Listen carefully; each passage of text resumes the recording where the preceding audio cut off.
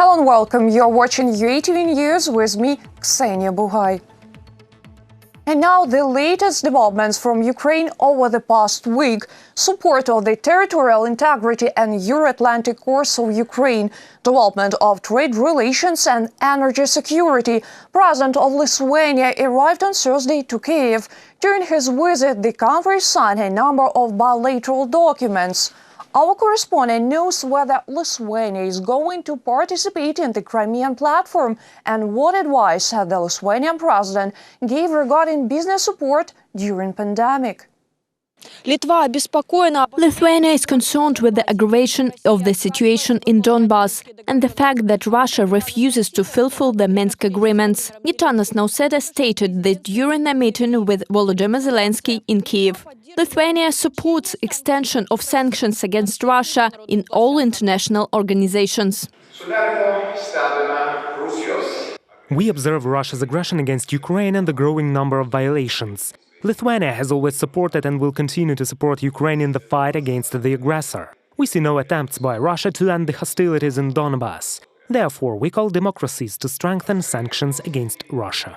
Lithuania is also ready to be an active participant in the Crimean platform. Volodymyr Zelenskyy is confident that involvement of such an important strategic partner will strengthen the negotiating venue. I'm sure that all democracies of the world that respect international law should unite to protect the rights of our citizens, protect the rights of Crimean residents, and to deoccupy the peninsula. Another task is the search and development of various mechanisms that will effectively and quickly resist any attempts to occupy any territory on the planet in the future.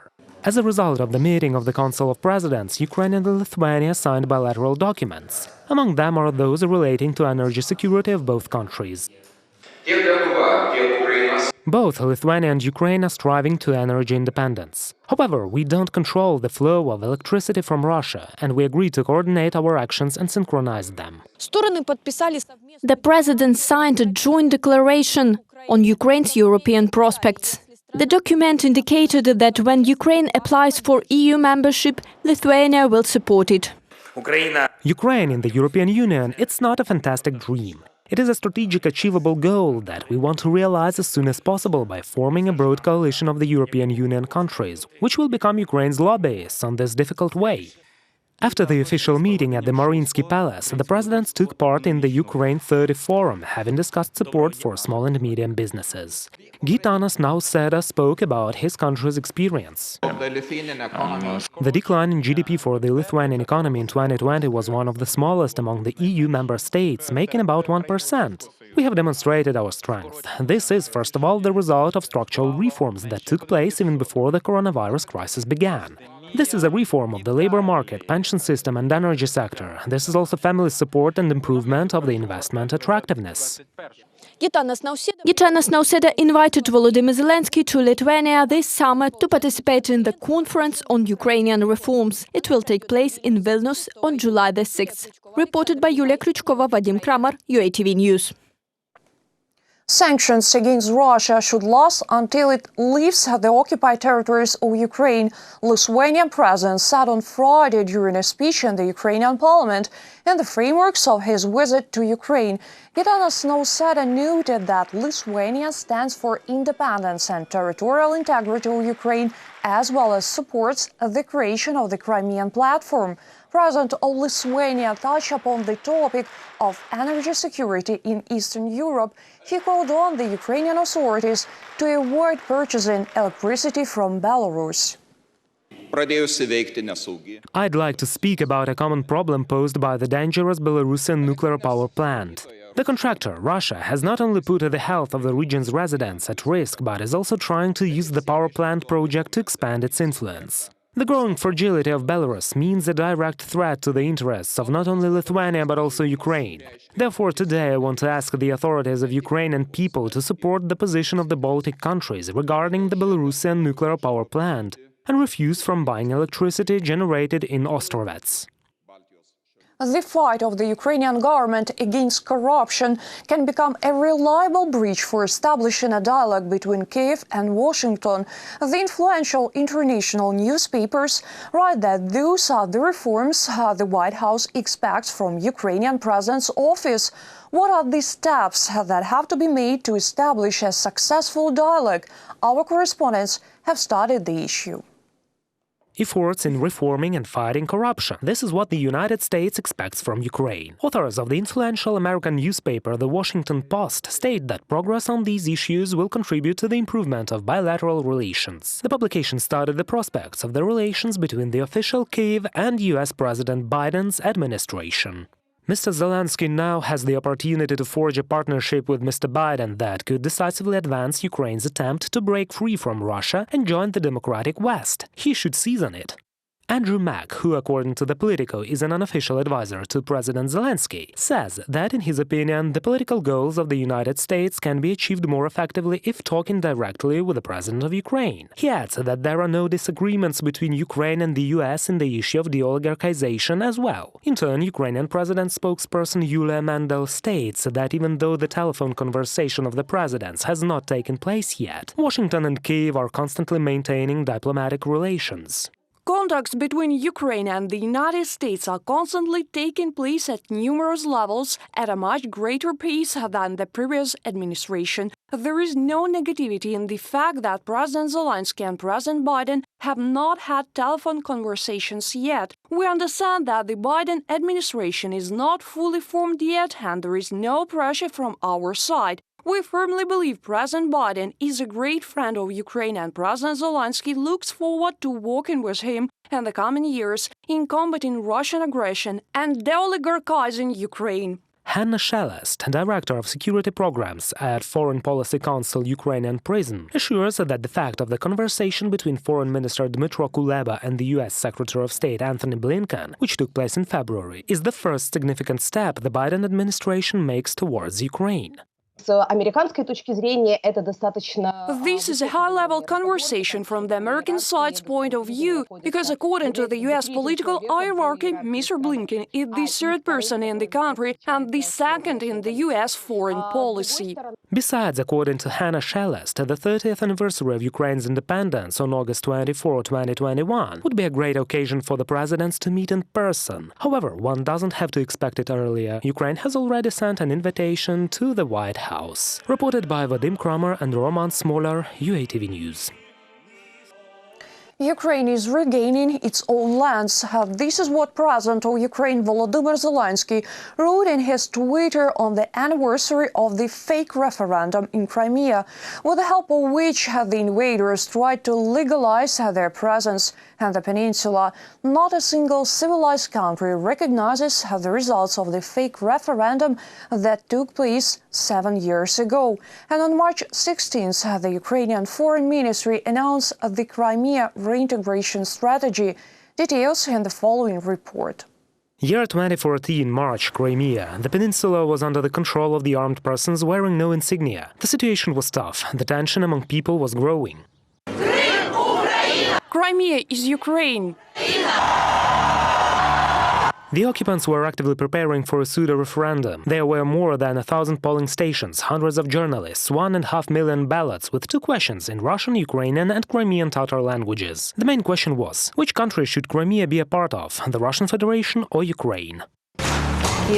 Variant number 1 and again number 1. The 2014 fake referendum in Crimea was the beginning of the occupation of the peninsula. However, Russia calls it the free expression of the will of the Crimean residents, despite the fact that the voting took place under the conditions of the military occupation of the peninsula. In fact, at gunpoint. 7 years have already passed, and for all these years Ukraine has been trying to restore its integrity and sovereignty. Civilized countries didn't recognize the results of the pseudo-referendum. President of Ukraine Volodymyr Zelenskyy called the Russian so-called referendum in Crimea a fake and said that the Ukrainian authorities are putting all efforts to regain control over the peninsula.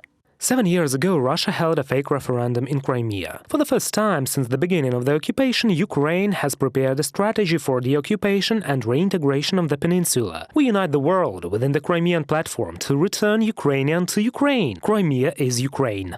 It is the Crimean platform that is planned to be the first step on the way home for Crimea. The representatives of Russia will also be invited to the discussion. However, the Ukrainian Foreign Ministry has no hopes for their consent. Позиція світу на сьогодні. The position of the world today is consolidated and powerful. This is non-recognition of the status quo in Crimea. Everyone said that Russia is an occupying country. All the consequences of the occupation of the peninsula over the past 7 years are an offense and violation of international law. In fact, the Crimean platform, being a Ukrainian initiative, is being worked out today. Its aim is to consolidate and search for the answers to the questions we've been putting for 7 years already. The Kremlin rejects accusations of the violent seizure of Crimea. The Russian authorities don't take into account the obvious doubtful aspects of this fake referendum, and those who voiced them are called provocateurs and are persecuted. Political persecutions and mass arrests. Over the past 7 years of occupation, Russia has turned the peninsula into a military base. Repressions against those opposing the occupation authorities continue. Searches in the houses of Crimean Tatars do not stop. 80 Crimeans have been convicted, arrested, or put under investigation in the occupied Crimea on fabricated charges of terrorism. Reported by Vadim Kramer, UATV News.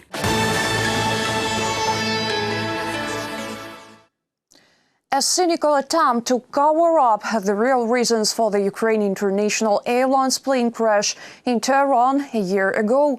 This is how Ukrainian Foreign Minister Dmytro Kuleba reacted to the report of the investigation of the tragedy, which was published by Iran. It is reported that the cause of the crash of the plane was the mistake of the air defense operator, who defined the aircraft as a hostile object. The tragedy took place in January of 2020, 176 citizens from 6 countries were on board. All of them were killed. Analysis of the document proves that Iran conducted an investigation with numerous violations of the international standards of the Chicago Convention and ICAO. We have to state that the investigation was biased, the evidence presented was selective, and the conclusions were deceptive. The document doesn't reveal all the circumstances of the tragedy and the chain of actions that led to it. This is not a report. This is a collection of manipulations, the purpose of which is not to find out the truth, but to justify Iran. Iran hasn't found the efforts to admit its responsibility. The maximum number of COVID-19 cases since the beginning of the year, 15,580 new cases of coronavirus disease were registered in Ukraine over the past day. The leaders in daily growth are Kyiv, Lviv and Zhytomyr regions. The epidemiological situation is deteriorating in the capital. The occupancy of beds for patients with COVID-19 in medical facilities exceeds 70%, said Mayor Vitaly Klitschko. At an extraordinary meeting, the Commission on Industrial and Environmental Safety and Emergency Response decided to tighten quarantine in Kiev starting March 20th till April 9th. The work of cultural institutions will be prohibited. Those are cinemas, theaters, museums, concert halls, as well as shopping and entertainment centers, except for grocery stores, pharmacies, pet stores and stores selling hygiene products and household chemicals. Holding of religious events, if the area is less than 10 square meters per person, is also prohibited. A ban on holding mass events is introduced. There is no reason to stop vaccination with Covishield drug in Ukraine. According to President Volodymyr Zelenskyy, a serious information campaign against this vaccine is currently underway in the world. At the same time, Covishield has the most affordable drug now. Almost 90,000 Ukrainians have been vaccinated with it, and there has not been a single fatal case. I don't see any reason to halt vaccination with AstraZeneca in Ukraine. I also hadn't received this information from our Ministry of Health. Besides, we are waiting for the delivery of the vaccine from our Chinese partner at the end of March. We are also looking forward to sign all the documents needed and receive a vaccine from Pfizer. Ukraine's GDP fell by more than 4% because of the COVID-19 pandemic. This is the data for year 2020. Small and medium businesses have suffered the most. Therefore, participants of the all-Ukrainian Ukraine 30 Forum discussed the programs designed to support the entrepreneurs. Our correspondents found out how the state is going to help business and increase the GDP. Ukraine is among the world leaders in the speed of registration of businesses on its territory. To do this, one doesn't need to go anywhere and wait in a long queue for some kind of aid. Now it is enough to visit the DIA web portal. Any registration takes only 15 minutes. An entrepreneur can register his or her business in some 15 minutes. A limited liability company could be registered in 30 minutes. There is a section DIA Business on a web portal. It helps to open, develop and run one's business. There is a free online school for entrepreneurs where one can take training courses on how to start a business in a specific area. For example, in the agrarian sector, textiles, creative industries, etc. One can also learn how to promote the produce on the internet. It is also possible to improve the financial literacy, take a special course and learn. Almost 2 million entrepreneurs are registered in Ukraine. Most of the businesses have suffered losses last year because of the COVID-19 pandemic. As a result, the domestic GDP decreased by more than 4%. Several business programs have been developed to support entrepreneurs in Ukraine. There was a partial unemployment program. This is a program that allowed the state to compensate employers and employees 2/3 of their wages. 365,000 employees have used this program. The program was very important, which made it possible to support almost 500,000 people.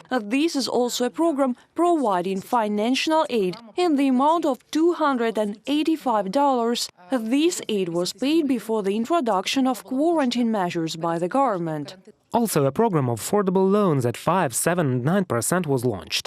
According to it, 10,000 loans have been issued for business development. Their total sum made more than $890 million. The state will also take care of the debts of Ukrainians. The parliament is preparing a bill that will help foreign currency borrowers. This bill will allow the average weighted rate of interest and fines to be leveled in this situation. Besides, there will be the average weighted exchange rate. For those who once took loans in foreign currency, not hryvnia, and cannot repay it, this average weighted exchange rate is for them. There is a bill. This applies to regions and entities that have received a loan in foreign currency. The office of the president expects the business sector to revive this year, while the Ukrainian economy in 2021 will grow by more than 5%. Reported by Vadim Kramer and Artem Holub, UATV News.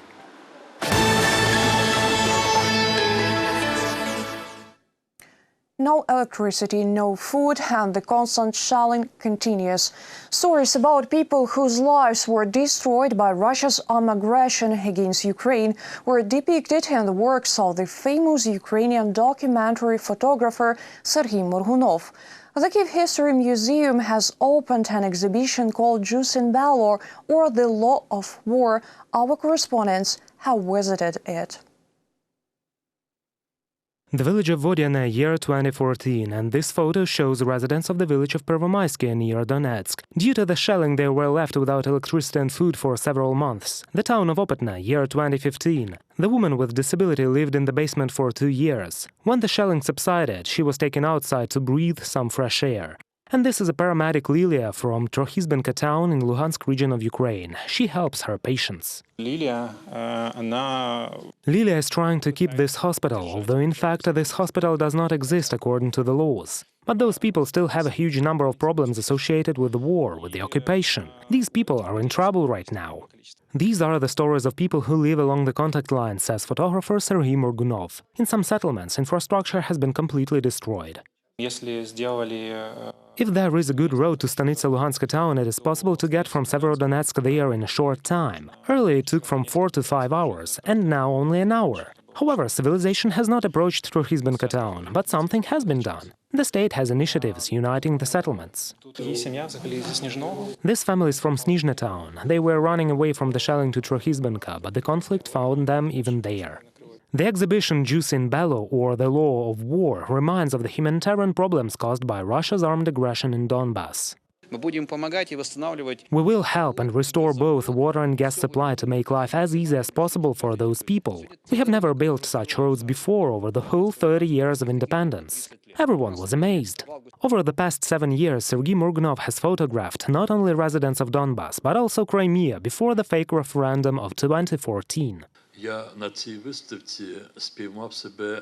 Visiting this exhibition, I realized some historical parallels. I was amazed by the people in the photographs. They are mentally similar to the people from the Crimea. This exhibition demonstrates that there is a threat to everyone, and especially to European countries. And I would like this exhibition to bring understanding to our partners. The artist is sure Ukraine should fight for residents of the temporarily occupied territories of Donbas and Crimea.